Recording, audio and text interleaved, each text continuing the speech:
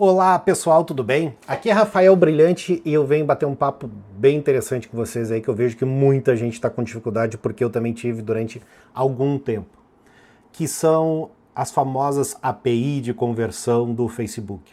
Olha só, eu perdi algumas horas essa semana estudando sobre esse negócio, tá? E eu vou passar para vocês qual é a conclusão que eu cheguei, tá?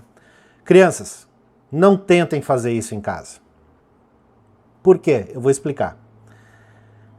Quando você tem o pixel de rastreamento, ele é realmente rastreamento. O que significa rastreamento? Ele vai ficar verificando situações em que a pessoa está, ou seja, o IP que ela está, o computador que ela está, o celular que ela está, né? E com isso ele consegue identificar, né, através de vários fatores, que aquela pessoa é o João, que aquela pessoa é o Pedro, ou que aquela pessoa tem determinada característica. E assim ela identifica a pessoa.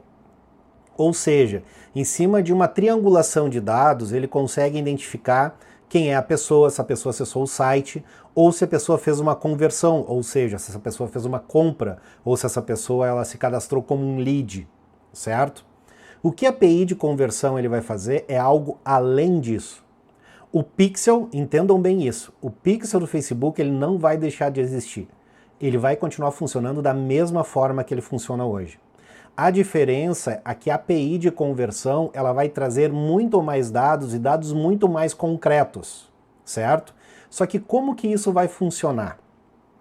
Dentro do site, principalmente o site de conversão, ou seja, dentro de um site de venda, de um e-commerce, de uma Hotmart da vida, de uma Builder da vida, de um WordPress da vida, que tem um formulário de cadastro, o que vai acontecer?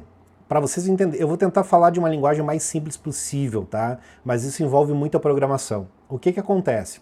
Hoje, quando alguém preenche um formulário, que ele clica no botão de enviar, ou de salvar, ou de gravar, ou de comprar, o que acontece? O código de desenvolvimento dessa página, ele vai pegar esses dados e vai enviar para alguma ação, ou seja, gravar em um banco de dados, ou seja, normalmente é gravar no banco de dados, ou seja, enviar para alguma API de serviço, que é o que o Facebook vai fazer. Ou seja, quando você for lá e preencher os seus dados, além do envio para dentro do banco de dados da loja, ele também vai estar pegando esses dados e vai estar enviando para o Facebook. O nome, o telefone, o endereço, daqui a pouco até o que a pessoa está comprando. O que está acontecendo, tá? Para vocês entenderem o porquê que aconteceu isso tudo. A Apple lançou uma forma de blindar, ou seja, olha só, através do iOS 14, o Facebook não vai conseguir fazer o rastreamento se o usuário disser assim, eu não quero ser rastreado. Ou seja, o iOS 14 ele inibe a função do rastreamento. Só que o que o Facebook fez? Ele disse, beleza, tu quer inibir o rastreamento, tu inibe, mas agora se a loja quiser me mandar as informações, tu não pode impedir. E foi exatamente isso que o Facebook fez. O que está acontecendo? A página, a estrutura, a loja que está comprando é que vai mandar as informações e não mais o sistema operacional que está trabalhando. Estão entendendo? Então não tem como um sistema operacional bloquear essa ação, porque essa ação está dentro da página, dentro do site. Essa é a lógica. Pois bem, como implementar isso? Agora que vem a grande questão. Vocês não vão implementar. Não é vocês que vão fazer isso. Salvo, tá? E aí eu vou explicar um pouquinho assim, ó. Se você tem o seu site que você fez na mão, ou seja, sem utilizar um WordPress ou qualquer framework que tem desenvolvimento de site, né? Você vai ter que ir lá implementar esse código. E aí, sinceramente, a não ser que você venda muito hoje, tá? Tô falando hoje, na data de hoje, agora, início de 2021.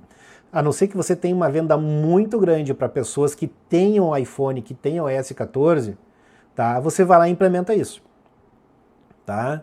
Agora, se você vai trabalhar com WordPress, se você vai trabalhar com o Hotmart, se você vai trabalhar com os grandes players de vendas, eles vão implementar, como já fizeram com o Pixel.